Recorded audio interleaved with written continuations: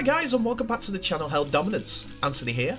Please remember to like and subscribe, and also click that notification bell if you're enjoying what you're seeing and want to see more. Coming up, former Great Britain star in medical issues. James Roby announces international retirement. And something for you Wakefield fans, as you found your new head coach. So news coming out of the England ranks as one of their talisman and top players, James Roby, has announced his international retirement with immediate effect. The St Helens captain, James Roby, has made 36 appearances as hooker for England and 7 for Great Britain during his 15-year international career.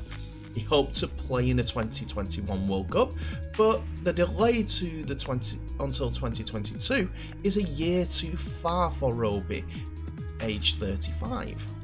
He said about the decision, "I've had some incredible experiences, and standing for the national anthem as an England or a Great Britain player is something I'll never forget." As a player, he has played more than 500 professional appearances with St Helens, England and Great Britain, and he went on to say, "Time waits for no man," speaking to his club. "I'll be supporting Shaun Wane and the boys next year, and there'll be no reason why they can't go all the way." What can you say about James Roby that hasn't been said before?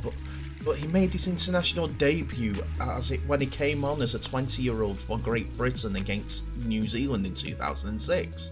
He featured in 3 World Cups for England, including the closely fought final against Australia in Brisbane back in 2017, and he has scored 6 international tries.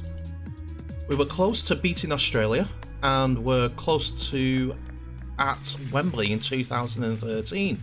I'd have loved to have won some silverware, but we were always the nearly men.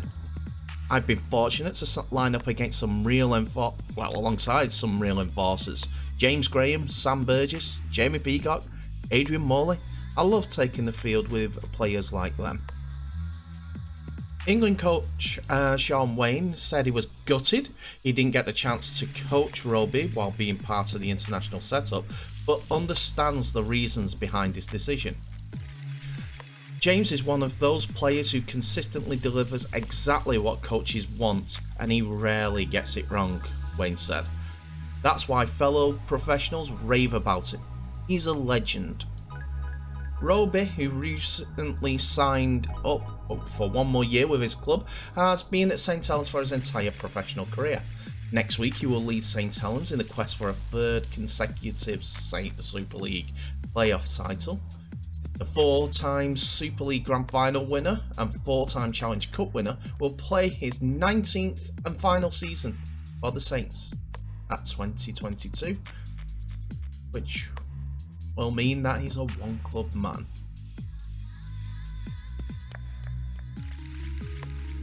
So news coming out of Wakefield today, as they've announced that Willie Poaching is their new head coach for the 2022 season. Poaching takes over the reins as a head coach after a successful spell on interim basis in August. During that time, Poaching has overseen 5 wins from 7 in an enjoyable spell for all at the club.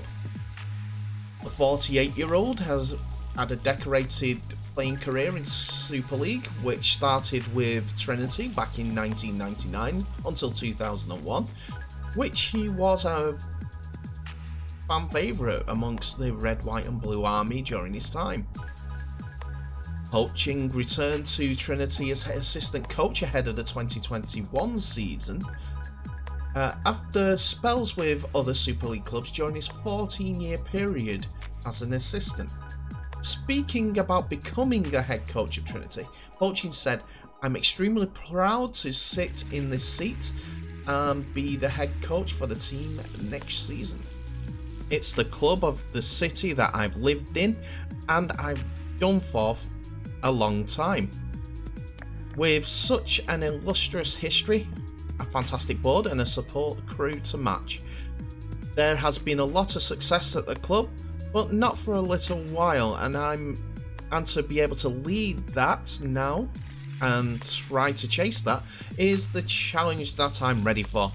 I'm extremely pleased and deeply honoured. Speaking about the appointment, Wakefield Trinity CEO Michael Carter is delighted to appoint Poaching as the head coach, and added, "It's with great delight, after a very thorough process over the last 7 weeks, the club can announce the new head coach is Willie Poaching. Willie has shown himself to myself and the board how thorough he can be as a head coach, how he can get his message across to the playing group, and I think that he has shown in the performances over the last 7 weeks. Since Willie got the role on an interim basis, he has responded to that in a magnificent manner.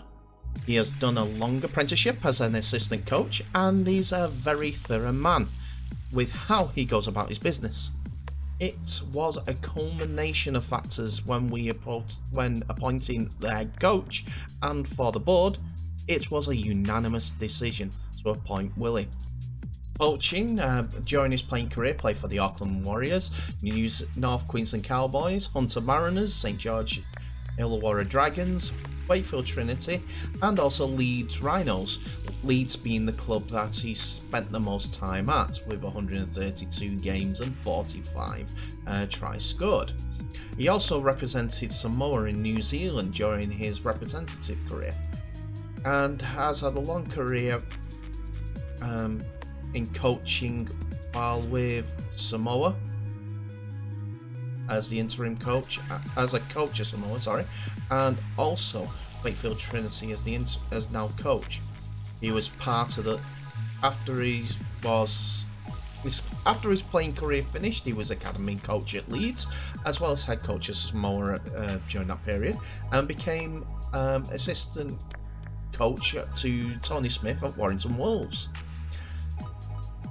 He's won the League Leaders Shield in the Challenge Cup during that period, but also had 2 defeats in the Grand Final, whether it's Leeds Rhinos or Wigan Warriors. He was also assistant coach at Salford Red Devils for the 2017 season, and he rejoined Hull Kingston Rovers with Tony Smith as assistant coach before returning to Wakefield at the beginning of this season.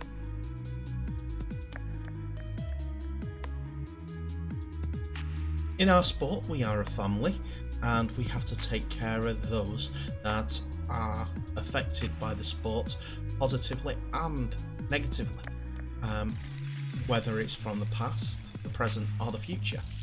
And recently, Australia's NRL has been put into the spotlight a bit more, because they're doing a lot more stringent actions against knocks to the head. Any knocks to the head, it's straight away stopped. And our sport has been very, very at the forefront of head injury assessments and concussion substitutions and tests and everything like that. But that's only in the last few years. So when a player comes out, that the possibility that when they were playing, an injury may have affected his way of life or her way of life, it has to be looked at seriously. And that's no difference to former Great Britain international Gary Schofield, who had an interview with the Yorkshire Evening Post in the last few days, talking about that he could be taking legal action against the Rugby League due to being blind behind one eye, if it's a problem that is linked to his prolific Rugby League career. Schofield, who is now 56, conducted a long interview and detailed his blindness for the past 2 years and the subsequent operations he will be having. The playmaker spent 9 years at Headingley as a player, becoming one of Leeds' greatest player. after making a £155,000 move from Hull FC. He said he started, believe it or not, on Friday, December the 13th in 2019. December 19th, 2019, he revealed. The next day I got a deep fog in my eye, and about half an hour later I got red bubbles in my eye. And I went blind. I couldn't see. Schofield has had 7 total operations and 3 laser eye treatments, with the problem seemingly getting worse. He also said he's had massive issues with eye pressure. Your eyes should have pressure between 5 and 21, but Schofield said, unfortunately for me, I've had the highest eye pressure St James's has ever known. My eye pressure has been up to 82. They said to me I should be on the ground with the pain in my head. At times it wasn't so bad, but others it felt as though my eye wanted to pop out. My head was pounding and it felt like my head was going to explode. Schofield could be willing to take legal action if there was a problem that is related to rugby, and he said if it is, it will be put in the hands of my lawyers because it's a life-changing situation.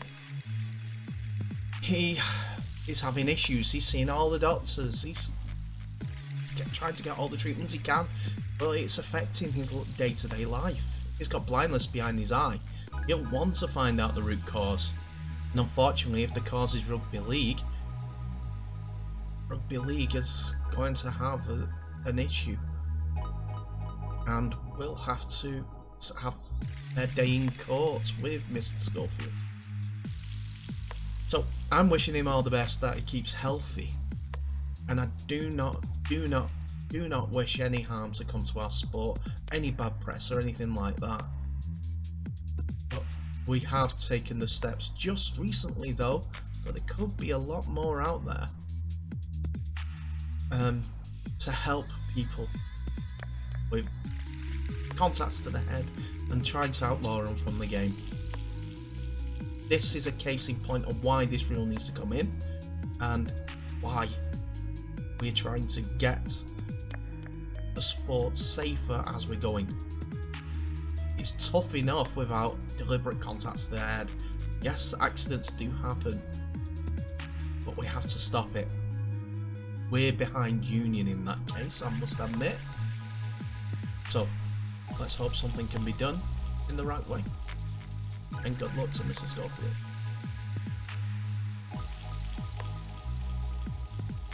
Hey ladies and gentlemen, thank you so much for watching. Please remember to like, subscribe and share this video worldwide.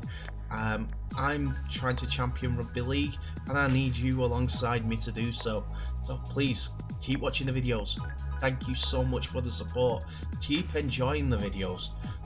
Comments if you want to hear more about something else, or if you want to debate something with me about head injuries.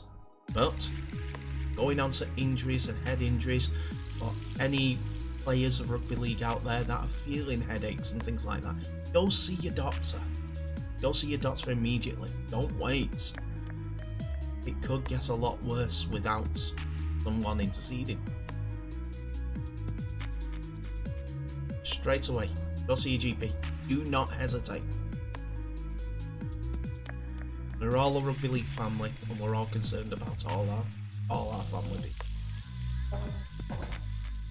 Anyway, please everyone, stay safe. All the best, and I'll see you in the next video.